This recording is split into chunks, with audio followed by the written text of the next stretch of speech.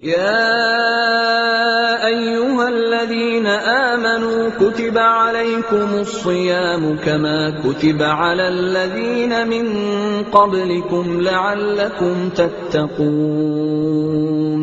أياما معدودات فمن كان منكم مريضا أو على سفر فعدة من أيام أخر. بسم اللہ الرحمن الرحیم. الحمد للہ رب العالمین وصلی اللہ علی محمد وآلہ الطاہرین ولعنۃ اللہ علی اعدائہم اجمعین الی قیام یوم الدین. وقال سبحانہ وتعالی یا ایھا الذین آمنوا کتب علیکم الصیام کما کتب علی الذین من قبلکم لعلکم تتقون. موضوع گفتگو مکروہات روزہ، یعنی وہ کام کہ جو روزہ دار کے لیے مکروہ ہو. اب اس سے پہلے کہ مکروہ کے بارے میں گفتگو ہو، دوبارہ اس چیز کی جانب توجہ دلائی جائے کہ اسلامی احکام 5 قسم کے ہیں. واجب وہ عمل کہ جس کا کرنا ضروری ہے، حرام وہ عمل کہ جس کا نہ کرنا ضروری ہے اور اس کو چھوڑنا واجب ہے.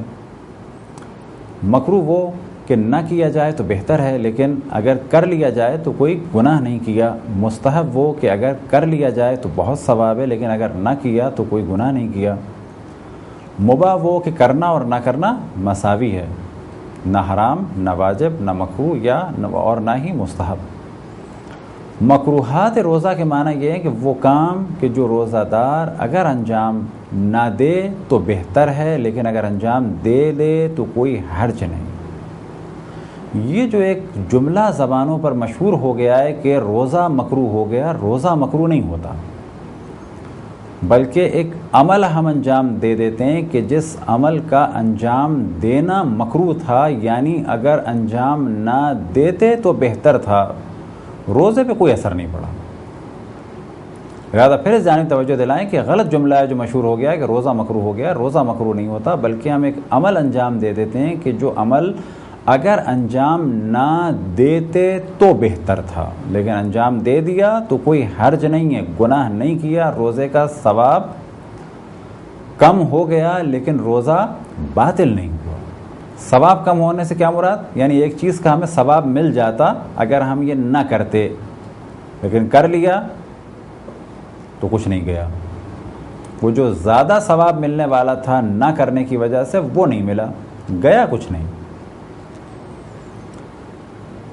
ایک عام تصور ہے کہ آنکھ میں دوا نہیں ڈالی جا سکتی روزے میں. یہ تصور بالکل غلط ہے.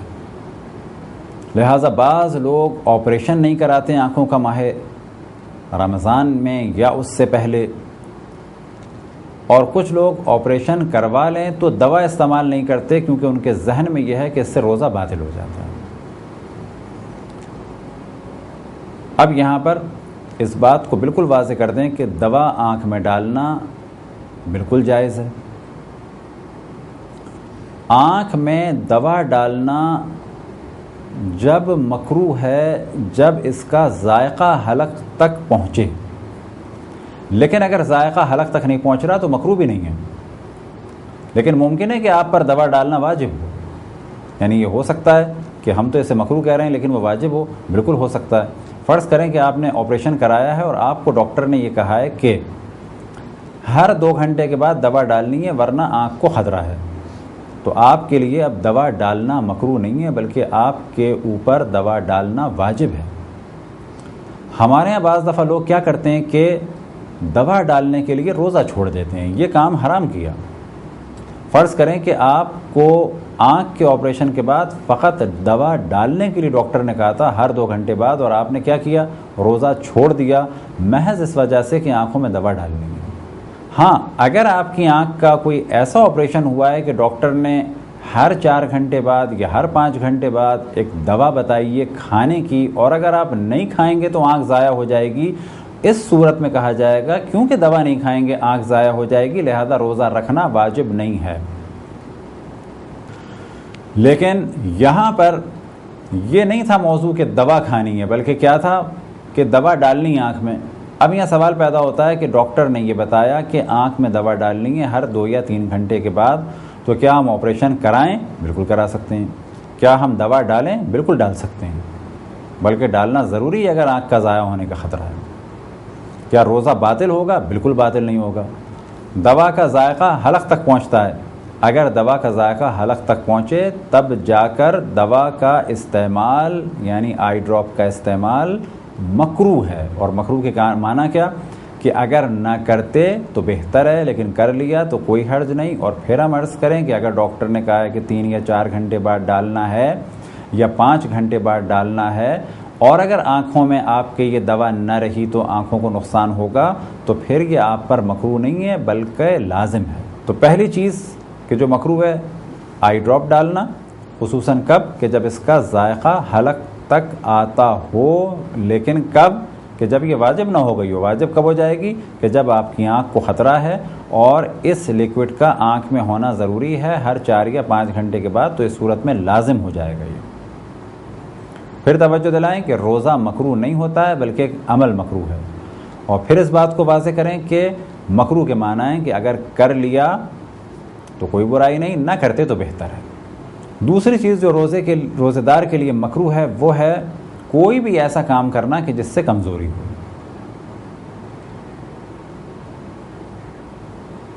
اگر کسی کو کمزوری ہے حمام جانے سے، بہت دیر بیٹھنے سے حمام میں، البتہ یہ ذہن میں رکھیں کہ حمام میں اگر اتنی زیادہ بھاپ ہے اور وہ بھاپ اندر جا رہی ہے تو پھر اس مسئلے کی جانب توجہ رہے کہ غلیظ غبار یا بھاپ یا دھواں اندر نہ لے جایا جائے۔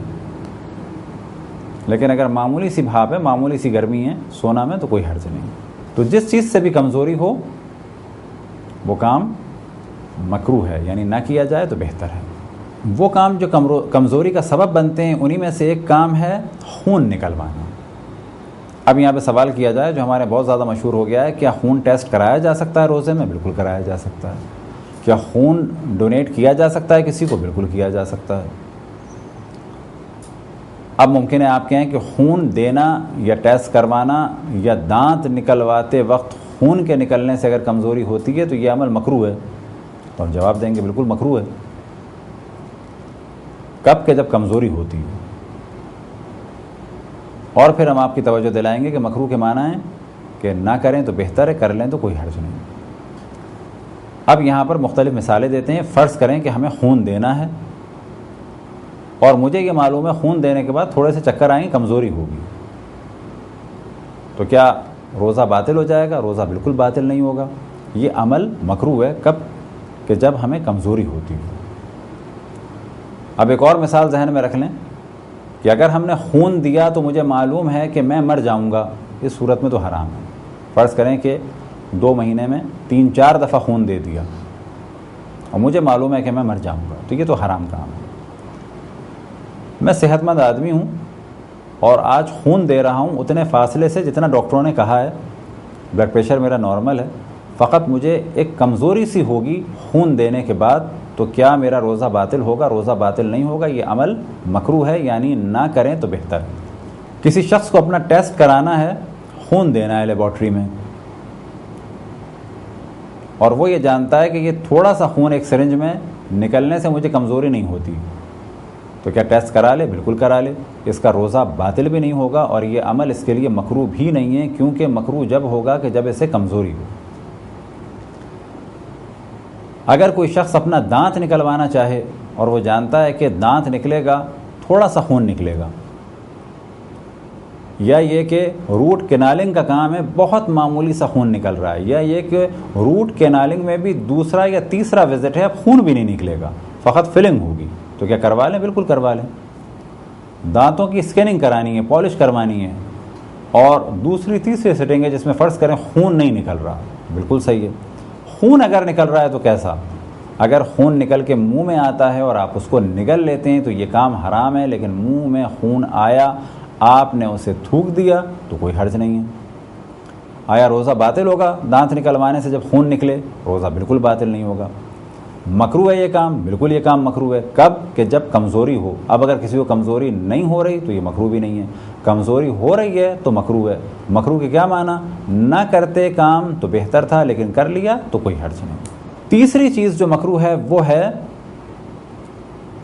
کسی خشک چیز سے اینیما لینا، کہ اس کا پہلے بھی ذکر ہو چکا. فرض کریں کوئی ویسلین یا کوئی خاص قسم کی چیز ہے جو جیل کی صورت میں لکوڈ نہیں ہے. اب اگر یہ کام کوئی روزے کے بعد کرے تو بہت اچھا ہے، روزے کے دوران کرے تو کہا جائے گا نہ کرتے تو بہتر ہے. لیکن اگر یہ اینیما لیکوڈ سے ہوگا تو اس سے روزہ باطل ہو جائے گا. اس پہ پہلے بھی گفتگو ہو چکی ہے. انفیہ یا ناس یا نسوار کو سونگھنا، اگر اس کا غبار حلق تک لے جا رہے ہیں تو روزہ باطل ہے. لیکن اگر کوئی سونگتا ہے فقط چھینک آنے کے لیے، کیونکہ جب انفیہ یا ناس یا نسوار کے 1-2 ذرے اگر ناک کے اس حصے میں پہنچے اس سے چھینک آتی ہے، یہ کام روزے کو باطل کرتا ہے؟ بالکل باطل نہیں کرتا. کیا یہ کام مکروہ ہے؟ بالکل مکروہ ہے. اور پھر مکروہ کی جانب توجہ رہے. یہ جو بار بار ہم مکروہ کی جانب توجہ دلا رہے ہیں، وجہ کیا ہے کہ ہمارے معاشرے میں بعض دفعہ مکروہ کام کو حرام سمجھا جاتا ہے. چوتھی مکروہ چیز ہے خوشبودار پودوں کا سونگھنا، جیسے کہ سندل یا خس یا کوئی خوشبودار پھول. سونگھنے سے مراد اس طریقے سے سونگھنا. لیکن اگر کسی نے سندل یا چمیلی کا کمرے میں اسپرے کر دیا، روم اسپرے کر دیا، ایئر فریشنر سے معطر کر دیا کمرے کو، کوئی حرج نہیں. کوئی اگربتی جل رہی ہے چمیلی کی، کوئی حرج نہیں. کوئی سندل کی اگربتی ہے، کوئی حرج نہیں. کوئی بخور کیا جا رہا ہے یعنی جلا کے خوشبو کی جا رہی ہے، لوبان کی یا کسی اور چیز کی، کوئی حرج نہیں ہے. مخصوصاً ان بوٹیوں کو سونگھنا یہ مکروہ ہے. مکروہ کیا معنی؟ نہ کرتے تو بہتر ہے، کر لیا تو کوئی حرج نہیں. اب اس چیز سے کچھ لوگ قیاس کرتے ہیں کہ روزہ دار خوشبو نہ لگائے. یہ بالکل غلط بات ہے. روزہ دار خوشبو لگا سکتا ہے. روزہ دار کے لیے خوشبو لگانا مستحب ہے. ہر نمازی کے لیے خوشبو لگانا مستحب ہے. نجاسات کے موضوع میں ہم نے ڈسکشن کیا الکحل کے بارے میں، اور اسے دوبارہ ڈسکس کریں کہ یہ ایک بہت زبردستی کا شور ہو گیا ہے کہ الکحلک پرفیوم نجس ہیں. الکحلک پرفیوم نجس نہیں ہیں، کیونکہ الکحل 2 قسم کی ہے. ایک الکحل وہ کہ جسے شراب کہا جائے، کیونکہ شراب کو بھی الکحل کہتے ہیں، وہ نجس ہے. اور ایک ہے انڈسٹریل الکحل، یعنی ایتھائل اور میتھائل کے جو پالش میں، کلر میں اور پرفیوم میں استعمال ہوتی ہے، وہ بالکل پاک ہے. البتہ بعض مراجع نے احتیاط لگائی ہے کہ اگر انڈسٹریل الکحل کسی نشہ آور لیکوڈ سے نکالی جائے تو اس سے احتیاط کی جائے. لیکن عموماً مراجع یہ فرماتے ہیں کہ الکحل صنعتی یعنی انڈسٹریل الکحل پاک ہے. لہٰذا الکحل صنعتی جن پرفیوم میں ہے، یعنی انڈسٹریل الکحل جن پرفیومز میں ہے، اور الکحلک پرفیوم انہیں کہا جاتا ہے کیونکہ کوئی وائن یا بیئر پرفیوم میں نہیں ڈالی جاتی. پرفیوم میں ہمیشہ انڈسٹریل الکحل ڈالی جاتی ہے. اب اگر کوئی شخص اپنے عطر میں کوئی شراب ڈال دے، یعنی وائن یا بیئر ڈال دے، وہ قطعاً نجس ہے. لیکن ہم بات کر رہے ہیں ایک نارمل خوشبو کی کہ جو دنیا بھر میں ملتی ہیں الکحلک پرفیوم. ان سب میں خوشبو کے ساتھ ساتھ ایک چیز ہوتی ہے، وہ ہے انڈسٹریل الکحل، اور یہ پاک ہے. اس کی تمام اقسام پاک ہیں اور اس کا استعمال جائز ہے. اور اگر اس میں خوشبو ہے تو اس کا استعمال مستحب ہے، کیونکہ اسے خوشبو کہا جائے گا، اور جب تک خوشبو کہا جائے گا استعمال اس کا بہتر ہے. اب یہاں پر سوال و جواب کی صورت میں اس چیز کو بیان کرتے ہیں، آیا روزہ دار خوشبودار صابن استعمال کر سکتا ہے؟ بالکل کر سکتا ہے. حاجی کے لیے خوشبو کا استعمال حرام ہے، وہ الگ موضوع ہے. روزہ دار کے لیے خوشبو کا استعمال حرام نہیں ہے. پرفیوم استعمال کر سکتا ہے الکحلک؟ بالکل کر سکتا ہے. ڈی آڈرنٹ استعمال کر سکتا ہے، یونی ٹوائلٹ استعمال کر سکتا ہے، کوئی عام عطر استعمال کر سکتا ہے؟ بالکل کر سکتا ہے، چاہے وہ الکحلک ہو، چاہے وہ نان الکحلک ہو، چاہے وہ کسی پودے سے لیا گیا ہو، چاہے وہ بالکل آرٹیفیشل قسم کا وہ استعمال کر سکتا ہے. مکروہ فقط جڑی بوٹیوں کو یا پودوں کو سونگھنا ہے. اس کے علاوہ کسی قسم کی خوشبو مکروہ نہیں ہے. مکروہات میں سے 5واں مکروہ جو روزہ دار کے لیے مکروہ ہے وہ مخصوص خواتین کے لیے ہے. وہ یہ کہ پانی میں بیٹھنا. مرد اگر پانی میں بیٹھیں تو مکروہ نہیں، لیکن خواتین کا پانی میں بیٹھنا مکروہ ہے. پانی میں بیٹھنے سے کیا مراد؟ شاور کے نیچے بیٹھے نہیں، کسی ٹب میں یا کسی تشلے میں یا سوئمنگ پول میں اگر خواتین بیٹھتی ہیں تو یہ مکروہ ہے، اور مکروہ کے معنی پھر بیان کریں کہ نہ کریں تو بہتر ہے، کر لیں تو کوئی حرج نہیں ہے۔ بس کوئی لڑکی اگر سوئمنگ پول میں بیٹھتی ہے، اب ممکن ہے کوئی کہے جی سوئمنگ پول میں تو مرد ہوتے ہیں، وہ ایک بالکل الگ موضوع ہے۔ اگر سوئمنگ پول میں مرد ہیں تو یہ اس کے لیے حرام ہے۔ فرض کریں کسی گھر میں سوئمنگ پول ہے، صرف خواتین ہیں، کوئی نہیں دیکھ رہا، کوئی کیمرہ نہیں ہے، کوئی نامحرم نہیں ہے، بیٹھ سکتی ہیں خواتین سوئمنگ پول میں؟ بالکل بیٹھ سکتی ہیں۔ مکروہ ہے؟ ہاں مکروہ ہے۔ کیا معنی مکروہ کے؟ نہ بیٹھیں تو بہتر ہے۔ ٹب میں خواتین بیٹھ سکتی ہیں؟ بالکل بیٹھ سکتی ہیں۔ مکروہ ہے؟ بالکل مکروہ ہے۔ کیا معنی؟ ٹب میں نہ بیٹھیں تو بہتر ہے، لیکن اگر بیٹھ گئیں تو کوئی حرج نہیں۔ چھٹی چیز جو روزہ دار کے لیے مکروہ ہے وہ یہ کہ جو لباس پہنا ہے اس کو گیلا کرنا، یعنی اگر گرمی بہت زیادہ ہے کوئی اپنے لباس کو گیلا کر لے تو یہ کام اس کے لیے مکروہ ہے، یعنی نہ کرے تو بہتر ہے، لیکن کر لے تو کوئی حرج نہیں۔ ساتویں چیز جو روزہ دار کے لیے مکروہ ہے، اور اس کا ذکر پہلے بھی ہو چکا خون کے موضوع میں، لیکن وہ کمزوری کے عنوان سے تھا، اور اب یہاں پر اس عنوان سے ہے کہ کوئی بھی ایسا کام کہ جس سے منہ میں خون آ جائے وہ مکروہ ہے، یعنی نہ کیا جائے تو بہتر ہے۔ یعنی اگر ذرا سا بھی خون منہ میں آ گیا تو یہ کام نہ کرتے تو بہتر ہے، لیکن کر لیا تو کوئی حرج نہیں۔ مکروہات میں سے ایک مکروہ ایسی مسواک کہ جو پہلے سے گیلی ہو اس کا استعمال کرنا۔ اب یہاں پر واضح کرتے چلیں کہ بعض دفعہ مسواک کو پانی میں بھگو دیا جاتا ہے، اس کا استعمال مکروہ ہے، لیکن کب تک؟ جب تک کہ اس پانی کو جو مسواک میں تھی اس کو ہم نگل نہ لیں۔ اگر جان بوجھ کے نگل لیں گے روزہ باطل ہو جائے گا، لیکن اگر مسواک تر تھی اور اس کا پانی ہمارے منہ میں آ گیا اور بعد میں ہم نے تھوک دیا تو یہ عمل روزے کو باطل نہیں کرتا بلکہ مکروہ ہے، یعنی نہ کرتے اس گیلی مسواک کو کہ جو پانی میں تر تھی تو بہتر تھا، لیکن اگر کر لیا تو کوئی حرج نہیں۔ مکروہات میں سے ایک مکروہ کہ بلا وجہ اپنے منہ میں پانی ڈالنا، یعنی فرض کریں کہ بہت زیادہ شدت سے پیاس لگ رہی ہے یا منہ خشک ہو رہا ہے اور انسان بار بار کلیاں کرے، اب اگر وہ پانی حلق میں جا رہا ہے تو روزہ باطل ہو جائے گا، لیکن اگر فقط کلی کی اور کلی کرنے کے بعد تھوک دیا، البتہ بہتر یہ ہے کہ 3 دفعہ انسان تھوک دے تاکہ جو بھی پانی ہے وہ نکل جائے، لیکن اس جانب توجہ رہے کلی کرنا بغیر کسی وجہ کے روزے دار کے لیے مکروہ ہے۔ لیکن بغیر کسی وجہ سے کیا مراد؟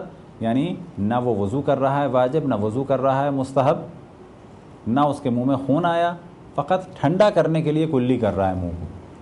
اب اگر یہ کام اس نے انجام دیا تو مکروہ ہے، لیکن اگر یہ پانی حلق میں چلا گیا یا اس کی نیت ہی یہی تھی کہ پانی حلق میں چلا جائے اور اس بہانے کچھ پانی میں پی لوں تو قطعاً اس کا روزہ باطل ہے۔ یہ تھے کچھ مکروہات۔ خداوند تبارک و تعالیٰ سے دعا ہے کہ بحق محمد و آل محمد ہمیں اپنے رسول اپنی حجتوں خصوصاً امام زمان علیہ السلام کی معرفت اور اطاعت کی توفیق عطا فرمائے۔ وصلی اللہ علی محمد و آلہ الطاہرین۔